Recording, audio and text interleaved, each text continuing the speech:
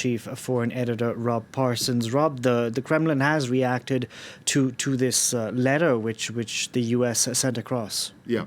A not entirely negative reaction. We might have anticipated something stronger from the Kremlin, but Sergei Lavrov, although he said that the Kremlin wasn't optimistic for the future following the reception of the letter from the United States and also from NATO as well, but there was, he thought, room for further negotiation, further diplomacy, and he said that on secondary issues there seemed to be space for advance as well, but on the essentials, by which he means whether or not NATO will accept that countries like Ukraine will not be allowed to join NATO, and whether NATO is prepared to pull its weapons and infrastructure out of countries that joined after 1997. The answer was a resounding no from NATO and from the United States. So on that, there's not very much room for manoeuvre at all. The Russians are not in a hurry to respond to this. Sergei Lavrov, the foreign minister, said that the next step would be for President Putin to examine the contents in detail of these letters and then make a reply. It appears that there won't be a very quick response. I think we're probably talking about something, at least two weeks from now. In terms of what the Russians do next, I think probably we'll hear from Vladimir Putin in the reasonably immediate future.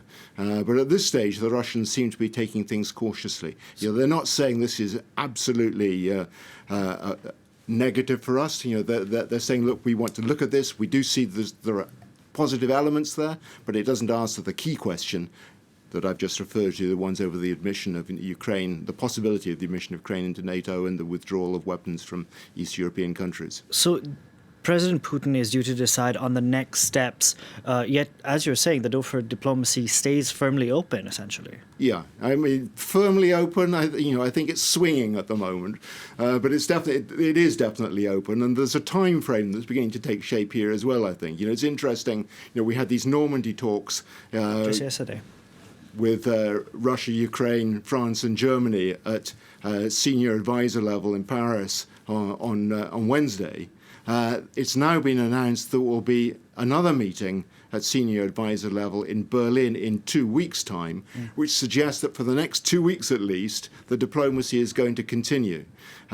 And given the fact that on the 4th of February, the Beijing Olympics are about to start, I think we can assume that over the next 4 weeks, there will be no precipitate action. I don't think we're going to see an invasion over the next month.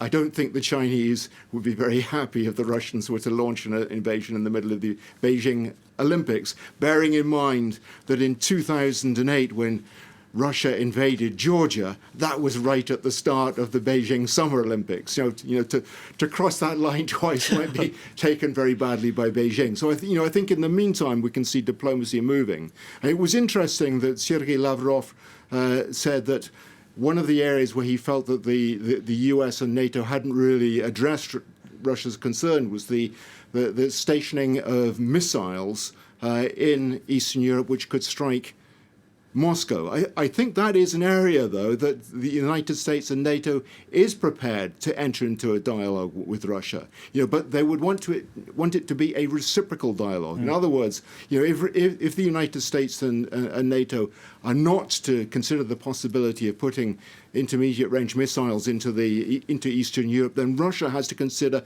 not putting its intermediate missiles into places like Kaliningrad, which it's planning to do, which could very easily strike, for instance, Berlin, in a matter of minutes. We'll see how this pans out in the days and weeks to come. Thank you very much for that, Rob Parsons.